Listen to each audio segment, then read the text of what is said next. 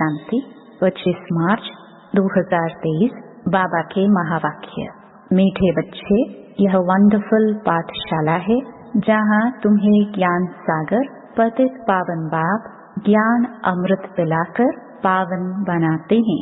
ऐसी पाठशाला और कोई होती नहीं। प्रश्न, बाप की कौन सी एक राय स्वीकार करो तो बाप हर पल तुम्हारा मददगार है। उत्तर, बाबा राय देते, बच्चे तुम जिन्न के मुहाफिक मुझे याद करते रहो। खाते पीते चलते बुद्धि योग मेरे में लगाओ और सब तरफ से बुद्धि हटाते जाओ। तुम बाप और स्वर्ग को याद करने की सेवा करो, यही तुम्हारी मदद है। यह याद ही तुम्हें स्वर्ग का मालिक बनाएगी। यही सस्ता सौदा है। हिम्मत रखो तो बाबा हर पल तुम्हारा मददगार है। हिम्मते मर्दा मददे खुदा। गीत मुझको सहारा देने वाले। ओम शांति। बच्चों ने गीत सुना। यह बच्चे बच्चे कहने वाला कौन है?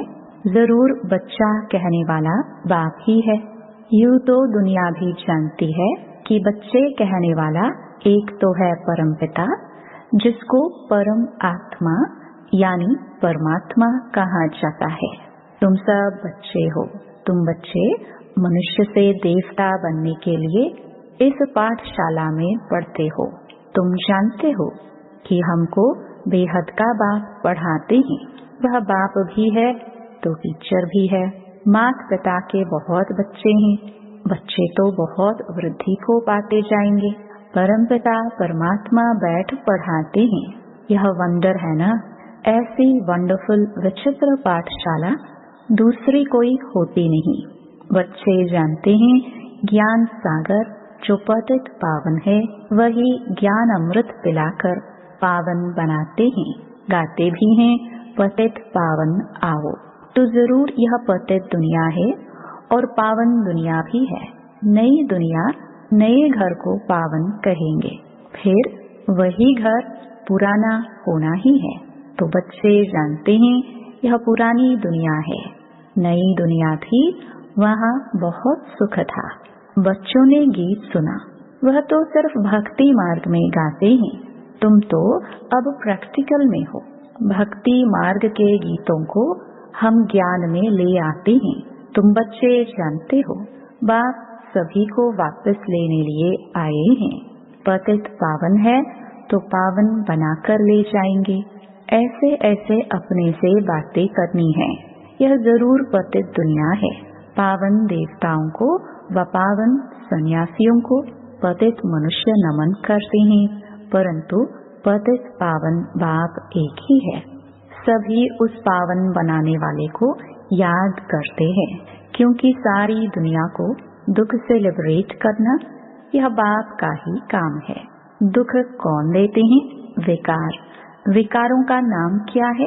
काम का भूत, क्रोध का भूत, अशुद्ध अहंकार का भूत। शरीर को भी भूत कहा जाता है, क्योंकि 5 भूतों तत्वों का बना हुआ शरीर है। आत्मा तो इनसे न्यारी है। एक शरीर छोड़ दूसरा लेती है। अब तुम बच्चे नई दुनिया भी देख रहे हो और उसके लिए पढ़ते हो। मनुष्य भी समझते हैं विनाश होना है, महाभारी लड़ाई लगनी है, परंतु फिर क्या होगा यह नहीं जानते, क्योंकि गीता के भगवान को द्वापर में ले गए हैं। राजयोग तो गीता के भगवान ने सिखलाया। श्री कृष्ण तो सिखला ना सके। गीता में श्री कृष्ण का नाम डाल उनको द्वापर में ले गए हैं। यह है मुंझारा। हम तुम भी इस मुंझारे में थे, अब निकल आए हैं। मनुष्य तो दुर्गति को पाए हुए हैं। हम अब ज्ञान से सद्गति देने में जा रहे हैं। बाप कहते हैं मैं ज्ञान सागर हूँ और कोई भी ज्ञान दे ना सके। ज्ञान सागर एक को ही कहा जाता है। फिर उनसे ज्ञान गंगाएं निकलती हैं। शिव शक्ति ज्ञान गंगाएं कहा जाता है। वह है पानी की गंगा जो बहती रहती है। ऐसे तो नहीं पानी की गंगा जहाँ चाहे वहाँ जा सकती है। नहीं, तुम ज्ञान गंगाए जहाँ चाहे वहाँ जाकर ज्ञान दे सकती हो। वहाँ ही ज्ञान गंगा प्रकट हो जाती है। वह फिर समझते हैं फलानी जगह गंगा निकली, फिर एक गौमुख बना देते हैं। वास्तव में गौमुख तो तुम बच्चियां हो, तुम गौ के मुख से यह ज्ञान निकल रहा है। तुम हो ज्ञान सागर से निकली हुई सच्ची सच्ची गंगाएं। तुमको सृष्टि चक्र के आदि मध्य अंत का नॉलेज समझाया जाता है। बाप को ही नॉलेजफुल कहा जाता है। वही वर्ल्ड ऑलमाइटी सर्वशक्तिमान है। वह सब वेदों ग्रंथों को जानते हैं, सबका सार समझाते हैं। हर एक धर्म का शास्त्र एक ही होना चाहिए। जैसे श्रीमद् भगवत गीता एक है, बाइबल एक है। इब्राहिम ने आकर इस्लाम धर्म स्थापन किया, फिर उनके पीछे आते जाते हैं। वह जो उच्चारण करते हैं उनका फिर बाद में धर्म शास्त्र बनाते हैं, फौरन नहीं बनाते हैं। उसी समय तो उनको धर्म की स्थापना करनी है। वह सब शास्त्र बाद में बनाते हैं। बाप कहते हैं यह वेद शास्त्र जप तप आदि सब है भक्ति कल्ट, यह है ज्ञान कल्ट। भक्ति की आयु अभी पूरी होती है, फिर बाप आकर ज्ञान दे पतितों को पावन बनाते हैं। अब तुम जानते हो, अभी हम सो ब्राह्मण हैं, फिर हम सो देवता बनेंगे। 84 जन्मों का पूरा हिसाब किताब बुद्धि में है। अभी हम ब्रह्मा मुख वंशावली ब्राह्मण हैं। पहले हम शूद्र कुल के थे, अभी हम ब्राह्मण कुल के बने हैं। यह भी तुम ब्राह्मण ही जानते हो। देवी देवता धर्म वाले तो कोई है नहीं। हिंदू थोड़े ही जानते कि हम असुल देवी देवता कुल के थे, अभी हम शूद्र कुल के हैं। अपने धर्म को भूल धर्म भ्रष्ट कर्म भ्रष्ट कंगाल बन पड़े हैं। अभी बाप द्वारा तुम बच्चों ने हम सो सोहम का अर्थ समझा है। हम सो आत्मा परम धाम के रहवासी हैं। यहाँ आकर पाठ बजाते हैं। पहले पहले हम सत्युग में देवता कुल में आए, फिर वैश्य शूद्र कुल में आए, फिर जाएंगे देवता कुल में। तुम जानते हो कितने जन्म किस कुल में रहेंगे। बाकी बाबा एक एक जन्म का तो नहीं बैठ बताएंगे, नक्शल में बताते हैं। बीज और झाड़ को जानो बस। बाप बीज रूप है, हम कल्प वृक्ष के भांति हैं। हम परम धाम से आए हैं पाठ बजाने। सत्युग से लेकर चक्कर लगाया, फिर और धर्म वाले फलाने फलाने समय पर आते हैं। फिर जब विनाश होता है तो सब आत्माएं वापस जाती हैं, फिर अपने अपने समय पर नंबरवार आती हैं धर्म स्थापन करने। यह सब राज तुम्हारी बुद्धि में है। बच्चे कहते हैं बाबा आप जो पढ़ाते हैं उससे हम स्वर्ग के मालिक बनते हैं। आप जैसा सुख और कोई नहीं दे सकते। मनुष्य मात्र तो सब अल्पकाल सुख देने वाले हैं। वह तो जानवर भी देते हैं। मनुष्य का जीवन तो अमूल्य कहा जाता है। मनुष्य ही देवी देवता बन सकता है। मनुष्य विश्व का मालिक बन सकता है। बाबा आपने जो सुख दिया है वह कोई भी दे नहीं सकता। बाबा आप तो हमको विश्व का मालिक बनाते हैं। आप विश्व के रचयिता हैं। तुम तो सिर्फ बाप को याद करते हो बस, और कोई हठयोग आदि की बात नहीं। तुम बाप के बने हो, जानते हो बाबा नए विश्व का रचयिता है। बाबा परम धाम से आए हैं। मोस्ट बिलवेड बाप है। सब उनको याद करते हैं। भल कोई भी धर्म वाला होगा, ओ गॉड फादर, हे भगवान व अल्लाह जरूर कहते रहेंगे। बाप कहते हैं मैं सभी को सुख देकर जाता हूँ। तब भक्ति मार्ग में मुझे याद करते हैं। अभी फिर सुख देने आया हूँ, फिर आधा कल्प मुझे कोई भी याद नहीं करेंगे। वहाँ माया रहती नहीं जो दुख दे।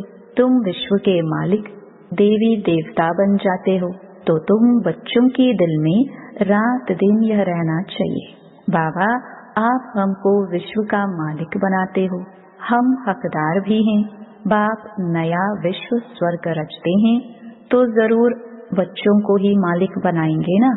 गॉड फादर हेवन रचते हैं तो फिर हम सब हेवन में क्यों नहीं हैं? सभी हेवन में हो तो हेल होवे नहीं। यह तो हार जीत सुख दुख का खेल है। नई दुनिया फिर पुरानी बनती है। नया कौन बनाते, पुराने कौन बनाते? यह सृष्टि चक्र कैसे फिरता है? यह बुद्धि में रहता है। सतयुग त्रेता में है सूर्यवंशी चंद्रवंशी, फिर द्वापर में और धर्म इमर्ज होते हैं। जो जिस प्रकार कल्प पहले हुआ है वैसे ही फिर रिपीट होना है। तुम बच्चे जानते हो अभी फिर से सतयुग स्टार्ट होने वाला है। पुरानी दुनिया खत्म हो नई आने वाली है। मनुष्य समझते हैं यह दुनिया अजुन पुरानी होती ही रहेगी, बहुत समय पड़ा है। बाप कहते हैं तुम घोर अंधियारे में हो, विनाश सामने खड़ा है। मैं आ गया हूँ पतित दुनिया को पावन दुनिया बनाने। आगे तो कोई था नहीं। अभी ब्रह्मा मुख से संतान पैदा होते जाते हैं। प्रजापिता ब्रह्मा के जरूर अनेक बच्चे होंगे जो बैठ पढ़ते हैं, जिनको फिर देवता बनना है। जो बाप से प्रतिज्ञा करते हैं, पवित्र बनते हैं और स्वदर्शन चक्रधारी बनते हैं, वही राज्य भाग्य लेंगे। सब तो नहीं लेंगे, बाकी सब अपना अपना हिसाब किताब चुकतो कर वापस जाएंगे। बाबा देवता धर्म की फिर से स्थापना कर रहे हैं और सभी धर्म विनाश होने हैं। महाभारी लड़ाई भी सामने खड़ी है। यह हिस्ट्री ज्योग्राफी का राज गीता का भगवान बैठ समझाते हैं। गीता की महिमा अलग, श्री कृष्ण की महिमा अलग है। श्री कृष्ण को मनुष्य सृष्टि का बीज रूप वर्ल्ड ऑलमाइटी अथॉरिटी नहीं कहेंगे। वर्ल्ड ऑलमाइटी अथॉरिटी एक है। सूर्यवंशी की महिमा अलग है, चंद्रवंशी की महिमा अलग है, वैश्य और शूद्र वंशी की महिमा अलग है। हर एक की महिमा अपनी है। चीफ मिनिस्टर है, गवर्नर गवर्नर है। सब एक समान थोड़े हो सकते हैं। यह सब समझने की बातें हैं। मनुष्य थोड़े ही जानते कि तुम भारत को स्वर्ग बनाते हो। तुम अपने लिए राज्य स्थापन कर रहे हो गुप्त रीति और नॉन वायलेंस से। न काम कटारे की हिंसा, न हाथ पांव चलाने की, न गोली मारने की हिंसा। तुमको कोई हथियार आदि नहीं उठाना है। तुम ब्राह्मण जानते हो, हम बाबा की मदद से कल्प पहले मुहाफिक भारत को फिर से हीरे जैसा बना रहे हैं। यह है रूहानी सेवा। मनुष्य तो जिस्मानी सेवा करते हैं। हम बाबा की श्रीमत से श्रेष्ठ बन रहे हैं। बाकी सब मनुष्य मत से भ्रष्ट ही बनते जाते हैं। नीचे उतरना ही है। भक्ति भी पहले अव्यभिचारी होती है। वेरी गुड भक्ति। एक की ही पूजा करते हैं, फिर सेकंड ग्रेड में देवताओं की करते हैं। फिर तो कुत्ते बिल्ली पत्थर मिट्टी आदि 5 तत्वों की भी भक्ति करने लग पड़ते। उनको कहा जाता है व्यभिचारी भक्ति।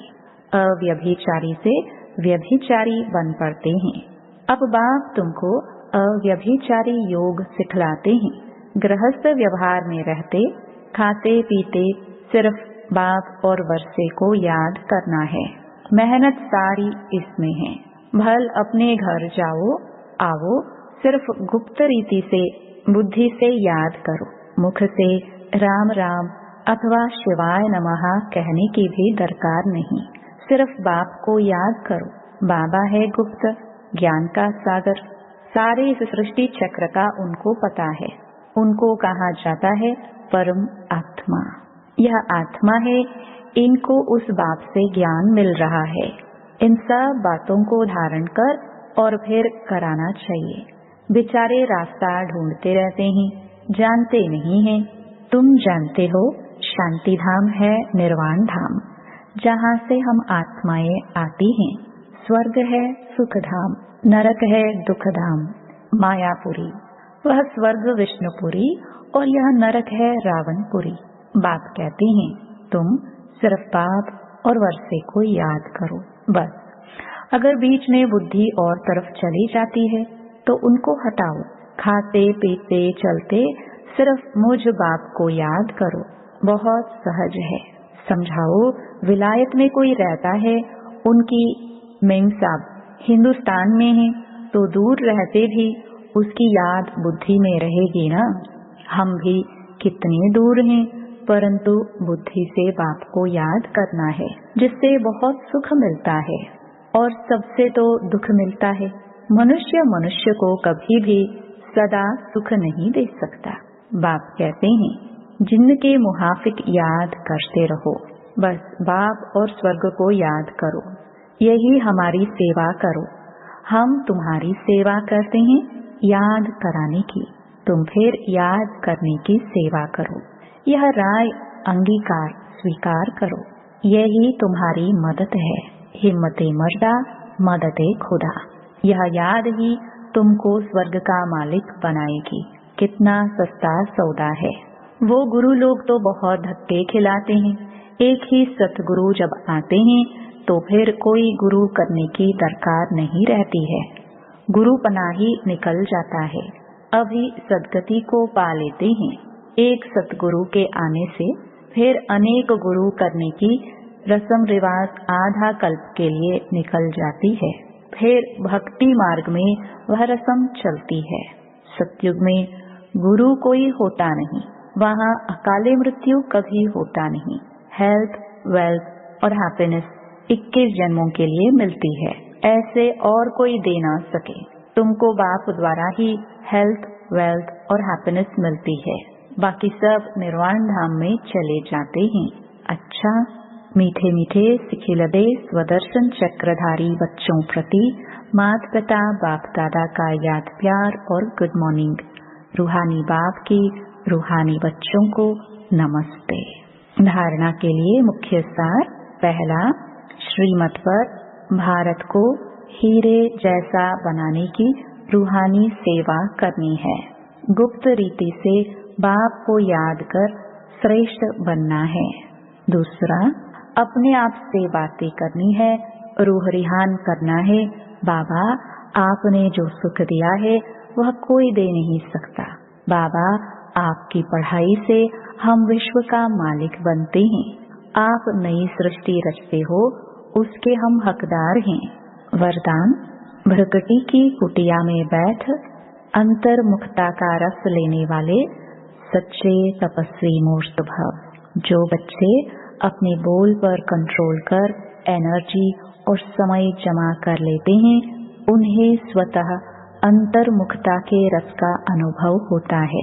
अंतर्मुखता का रस और बोलचाल का रस, इसमें रात दिन का अंतर है। अंतर्मुखी सदा भृगटी की कुटिया में तपस्वी मूर्त का अनुभव करता है। वो व्यर्थ संकल्पों से मन का मौन और व्यर्थ बोल से मुख का मौन रखता है। इसलिए अंतर्मुखता के रस की अलौकिक अनुभूति होती है। स्लोगन, राजयुक्त बन हर परिस्थिति में राजी रहने वाले ही ज्ञानी तो आत्मा हैं। ओम शांति।